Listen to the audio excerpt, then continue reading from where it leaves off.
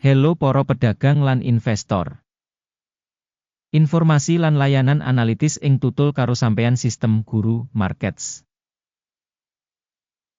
Ayo miwiti kanthi informasi umum babagan perusahaan. Yen sampeyan pengin, sampeyan bisa sijine mandeg. Sampeyan bisa nyinaoni kabeh parameter perusahaan sing diteliti kanthi rinci. Saiki kita bakal bandingake indikator dasar perusahaan saiki. Coinbase Global, INC ticker, COIN. Review iki adhedhasar informasi ing 18 Mei 2025. Dening klasifikasi Guru Markets perusahaan Coinbase Global, INC, kalebu subkategori Kripto, 39 organisasi melu analisis lan iki cukup representatif. Skor sakap kanggo perusahaan ing sinau, 4/10 terms. Skor rata-rata kanggo subkategori punika 1,7 terms. Yen katon sacara wiyar, ing pasar saham minangka sakabehe. Kita bisa ndeleng menawa asil rata-rata kanggo kabeh pasar saham minangka 1,9 poin. Marang skor 4 kanggo Coinbase Global INC. Bandingake pergerakan rega saham perusahaan Coinbase Global INC lan saham subkategori. Kita bakal weruh sing ing 12 sasi enggo bareng Coinbase Global INC. Nuduhake dinamika 31,2%. 55,9% nglawan owah-owahan rega ing subkategori. Iki ora ateges apa-apa definitively, nanging iku perlu kanggo njupuk kasunyatan iki menyang akun. Kapitalisasi pasar perusahaan Coinbase Global INC regane $67,87 miliar. Lan kapitalisasi subkategori kasebut yaiku $99 miliar. Coinbase Global INC nyumbang 68,284% lan minangka pimpinan utama subkategori kasebut. Regane buku perusahaan kira-kira $8,67 miliar. Kapitalisasi buku subkategori punika $25 miliar. Coinbase Global INC iku 34.267%. Bandingaken enggo bareng saka pasar lan kapitalisasi imbangan, kita waca ing ngisor iki. Saham dikuasani Coinbase Global INC. Ing subkategori ing kasus penilaian kapitalisasi pasar saham, yaiku 68,284%. Regane buku 34,267%. Iki 50% kurang saka nuduhake nilai pasar. Evaluasi saham perusahaan saka pasar lan kapitalisasi neraca subkategori, olo, -1 poin. Ayahan finansial perusahaan gunggungipun $3,81,5 miliar. Ayahan finansial kanggo nilai buku akun kanggo 44% saka usaha perusahaan. Asil ing kewajiban finansial perusahaan, apik, 1. Nilai pasar perusahaan kanggo rasio laba yaiku 46,2. Kanthi rata-rata ing subkategori 0, iki luwih apik tinimbang kanggo subkategori. Nilai pasar kanggo rasio Mediawiki dibandingake organisasi ing subkategori, apik banget, 2 terms. Mediawiki kanggo pungkasan 12 sasi ana $1.468 mayuta-yuta.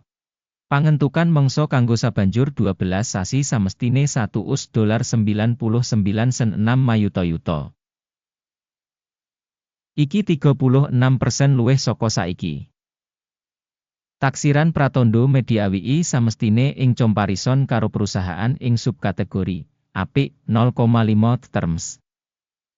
Rega perusahaan kanggo rasio revenue punika 9,8.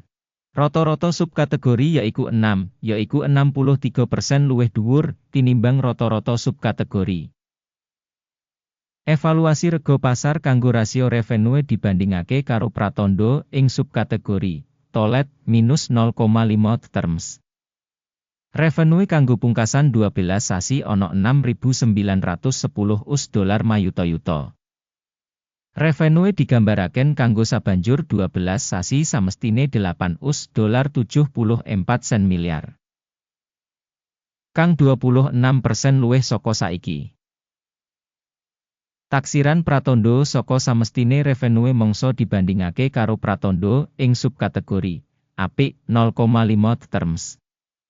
Marginality punika 21,2%, karo rata-rata ing subkategori minus 10,6%.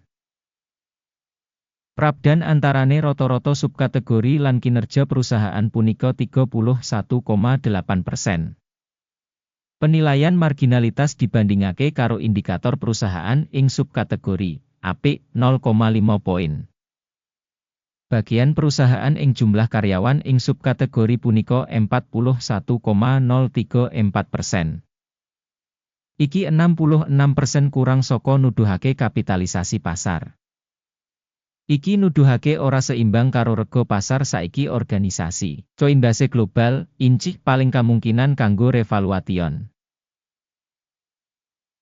Jumlah ibu kutha pasar saben pegawai perusahaan padha karo $17.993.000. Lan kanggo subkategori $10.812.000. Prabdan antarane rata-rata subkategori lan kinerja perusahaan punika 66,4%. Evaluasi volume modal saben karyawan dibandingake karo indikator ing subkategori passable 0 poin. Jumlah media WI saben pegawai $389 $1.000. Kanthi rata-rata kanggo subkategori minus $189,100. Lan prabdan antarane rata-rata subkategori lan tokoh perusahaan $578.000.